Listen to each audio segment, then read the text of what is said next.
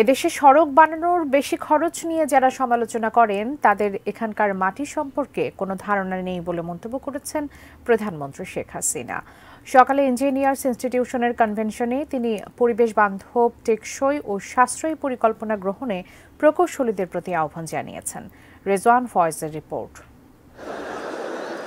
শনিবার সকালে মুষলধারে বৃষ্টির বাধা উপেক্ষা করেই ইঞ্জিনিয়ার্স ইনস্টিটিউশন বাংলাদেশ প্রাঙ্গণে শুরু হয় প্রতিষ্ঠানটির ৬১তম কনভেনশনের উদ্বোধনী অনুষ্ঠান। এতে প্রধান অতিথি হিসেবে যোগ দেন প্রধানমন্ত্রী শেখ হাসিনা।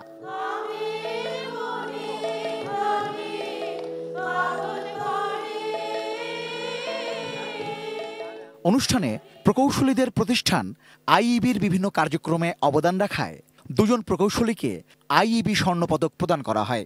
এছাড়া আরও বেশ কিছু প্রতিষ্ঠান ও ব্যক্তিকে সনদ তুলে দেন প্রধানমন্ত্রী। প্রধানমন্ত্রীর সময় মানুষের কাজে লাগবে ও দেশ লাভবান হবে এমন প্রকল্পের পরিকল্পনা নিতে প্রকৌশলীদের প্রতি আহ্বান জানান। এই কাজটা করলে এর থেকে জনগণ কতটুকু লাভবান হবে বা তার রিটার্ন কি আসবে বা যেটা আমাদের জন্য উপযোগী, সেই ধরনের পরিকল্পনা নিতে হবে। কক্সবাজারে ইঞ্জিনিয়ার্স ইনস্টিটিউশনের একটি উপকেন্দ্র নির্মাণ করা হবে।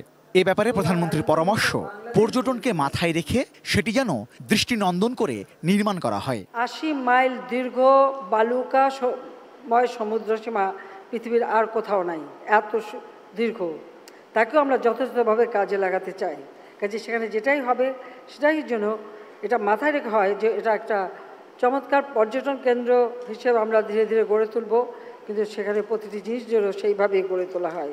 বাংলাদেশে সড়ক নির্মাণের খরচ নিয়ে নানা সমালোচনা আছে। শেখ হাসিনা বলেন, সমালোচনাকারীদের দেশের মাটি সম্পর্কে কোনো ধারণা নাই। অনেকে প্রশ্ন তোলেন যে পৃথিবীর অনেক দেশে রাস্তা বানাতে এত খরচ, বাংলাদেশে এত বেশি খরচ হয় কেন, অন্য দেশে কম খরচ হয়।